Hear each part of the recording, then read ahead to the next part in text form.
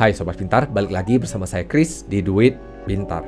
Kemarin-kemarin kita udah bahas banyak sekali jenis instrumen keuangan. Kita udah bahas dari spot, CFD, futures, options, dan sebagainya. Di episode kali ini saya akan bahas satu lagi instrumen keuangan yang mungkin ketinggalan, yang bernama ETP ataupun Exchange Traded Product. Kita juga akan bahas mengenai jenis-jenis ETP, apa kelebihan dan kekurangannya, dan tentunya yang tidak kalah penting adalah gimana Sobat Pintar bisa mendapatkan keuntungan ataupun potensi pertumbuhan dari investasi ETP. Ikuti episode ini hingga habis ya. Episode hari ini disponsori oleh rekeningku, Indonesia Cryptocurrency Marketplace. Link pendaftarannya di kolom deskripsi ya.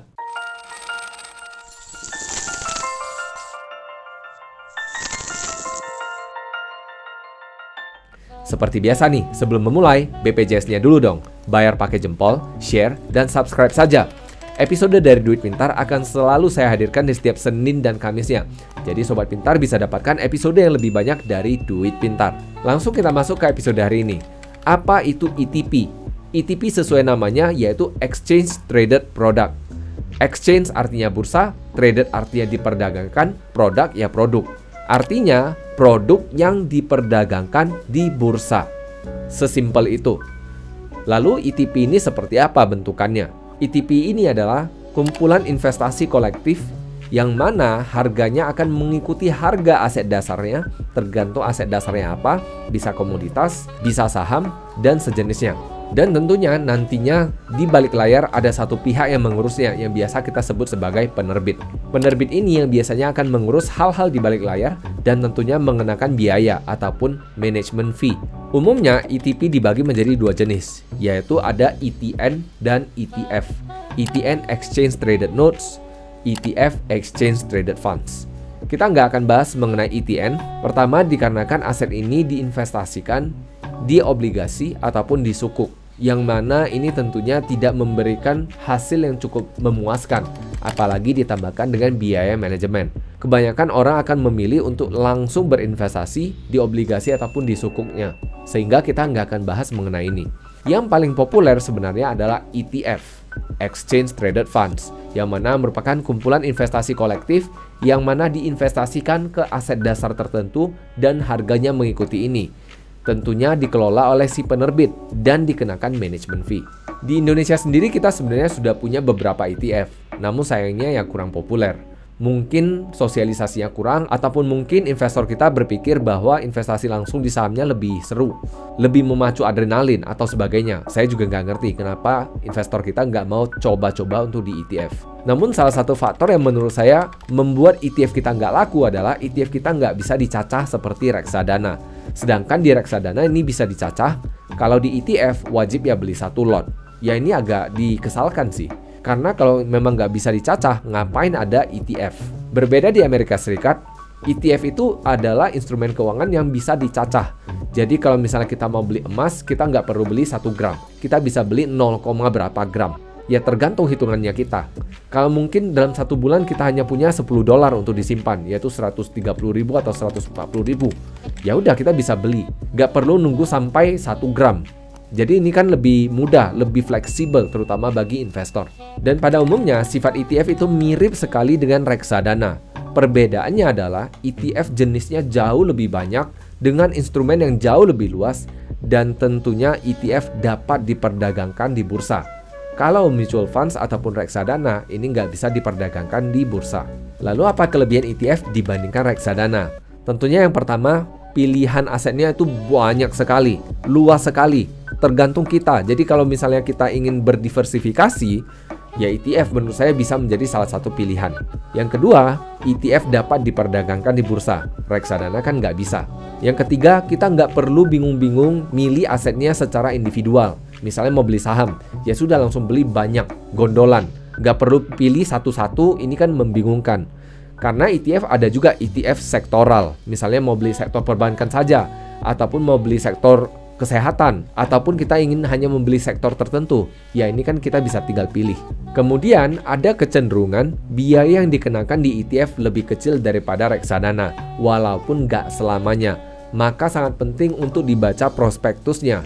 Kalau penerbit ataupun pengelola asetnya cukup baik, biasanya mereka akan masukkan di fund fact sheet. Dan tentunya di Amerika Serikat sendiri dikarenakan jenis instrumen yang sangat banyak, ada beberapa ETF yang optionable.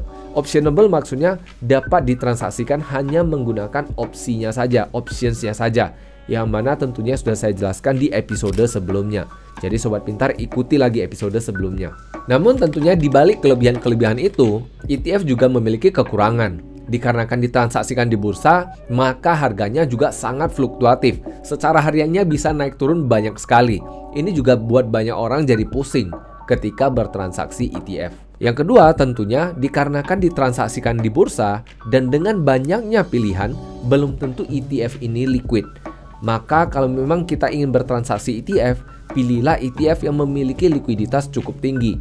Transaksi hariannya rata-rata cukup tinggi. Karena ini akan membantu kita untuk likuidasi posisi ketika kita butuh dana nantinya.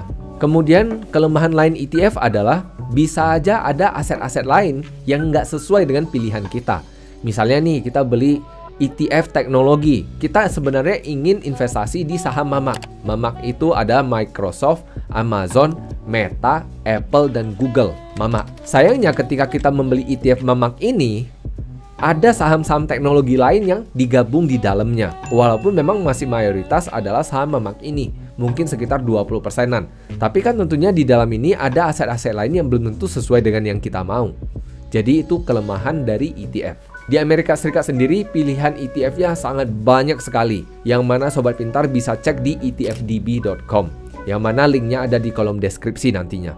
Beberapa contoh-contoh ETF yang populer, terutama untuk indeksnya, ada Diamond atau DIA, yang mana merupakan ETF atas indeks Dow Jones Industrial Average, ataupun Spider atau SPY, yang mana dasarnya adalah S&P 500, ataupun ada Triple Q, yang mana merupakan dasar dari Nasdaq. Kalau mungkin kita ingin berinvestasi di emas, ada GLD. Yang sekarang lagi banyak ditunggu oleh investor aset kripto adalah ETF on Bitcoin, tapi yang spot Bitcoin. Yang saat ini yang sudah ada adalah di Bitcoin Futures, yang mana ini sebenarnya nggak bakal memberikan likuiditas yang cukup berarti kepada harga spotnya sendiri. Kalau misal Sobat Pintar bingung apa itu spot, ikuti episode ini. Nanti saya juga akan buat satu episode khusus untuk membahas bagaimana ETF on Bitcoin spot dapat mempengaruhi harga Bitcoin.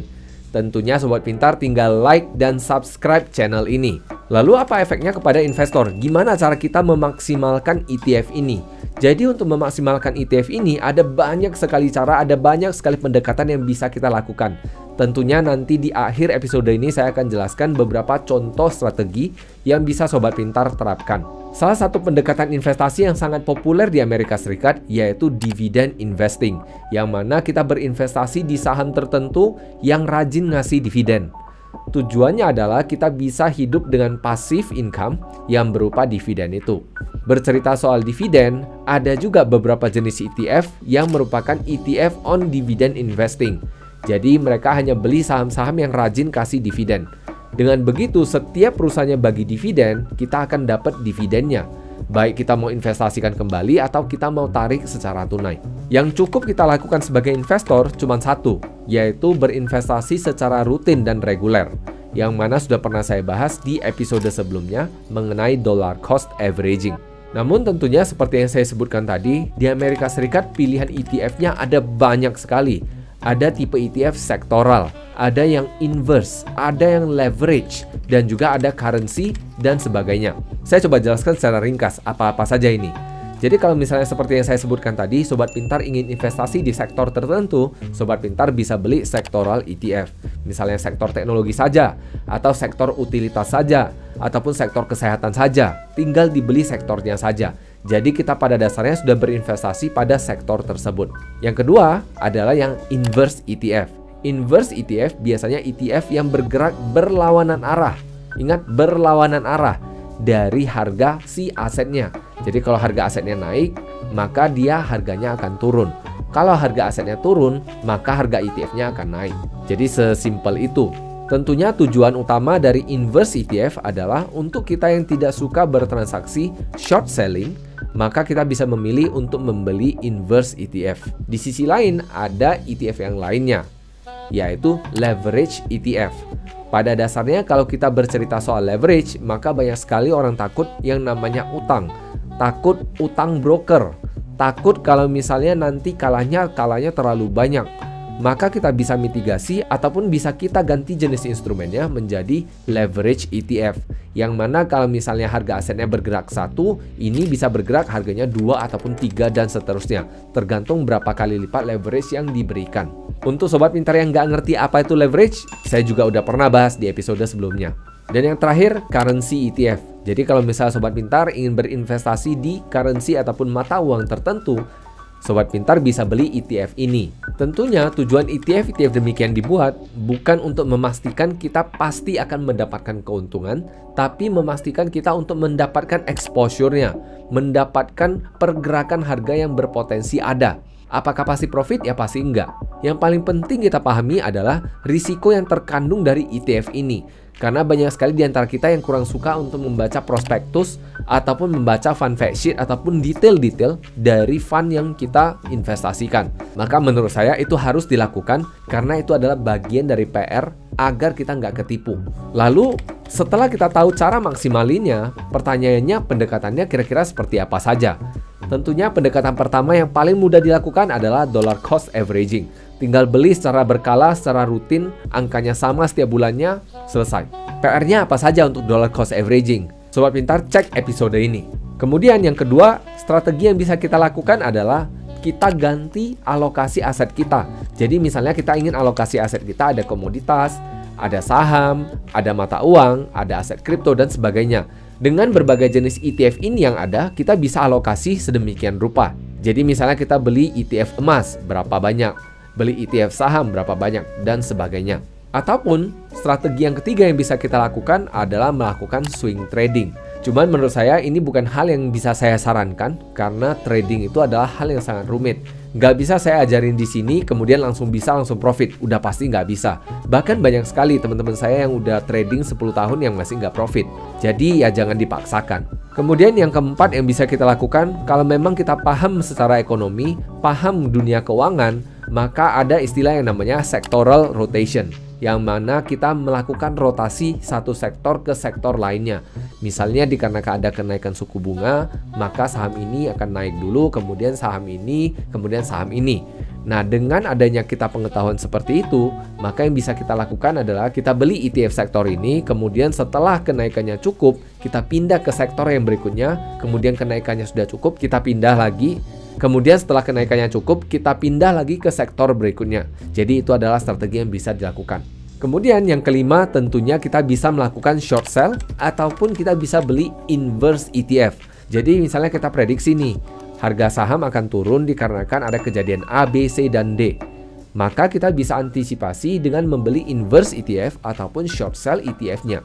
Itu adalah salah satu pilihan lain untuk mengurangi exposure ataupun mengurangi risiko dari portofolio yang sudah kita punya. Kemudian yang keenam, kita bisa lakukan transaksi musiman. Jadi ada beberapa saham tertentu yang pergerakannya musiman. Misalnya alat-alat elektronik, ada kecenderungan harga sahamnya akan naik di akhir tahun. Untuk Black Friday, untuk Natal, dan sebagainya. Itu adalah contoh-contohnya. Yang lain misalnya, saham-saham yang berhubungan dengan agrikultur. Ini juga pergerakannya cenderung musiman. Dan yang terakhir, yang bisa kita lakukan adalah untuk hedging ataupun melindungi aset utama kita, portofolio utama kita. Jadi dari portofolio utama kita, karena kita nggak mau terekspos ke instrumen derivatif, kita bisa lakukan hedging menggunakan ETF. Seperti yang tadi, short sell ETF-nya ataupun beli inverse ETF. Jadi untuk menyimpulkan episode hari ini, ETP pada umumnya dibagi menjadi dua, yaitu ETN dan ETF. Singkatnya, ETP adalah Exchange Traded Product, yang mana merupakan produk yang dapat diperdagangkan di bursa. Yang mana dari ETP ini, ETF yang paling populer. ETF merupakan kumpulan investasi kolektif yang mana harganya naik turunnya ditentukan oleh harga aset dasarnya, yang mana akan dikenakan biaya manajemen juga, dikarenakan ada manajemen yang mengelolanya juga. Dan yang terpenting, ETF sangat fleksibel, pilihannya banyak, dan kita bisa aplikasikan berbagai jenis strategi sesuai dengan kebutuhan kita. Jadi Sobat Pintar udah punya ETF apa nih? Tulis dong di kolom komentar. Itu saja episode hari ini. Terima kasih sudah menyimak. See you in the next episode and bye-bye.